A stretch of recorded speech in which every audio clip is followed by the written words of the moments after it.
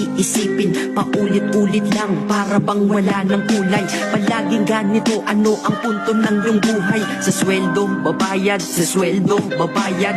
Kakasweldo lang pero ubos ang pera kagad. Ito ba talaga ang binigay na kapalaran? Hindi ka mabubuhay kung hindi mo babayaran. Mahirap pala to, sana maaga kong nalaman. Para kang malayang preso pag di ka anak mayaman. Dahil aking napuna kapag bumiyahe sa umaga. Mga tao sa paligid ko hindi rin maligaya. Tayo ay mga alipin sa moderno na lipunan. Magandang kinabukasan kailangang pag-ipunan. Pero pagkatapos nun, ano ba ang kasunod? Ika'y magkakasakit, mamamatay ka ng pagod. Di ba napakalupit? Ganito ba talaga? Habang nabubuhay ka, pera ang mahalaga. Kaya magtrabaho ka, magbanat ka ng buto.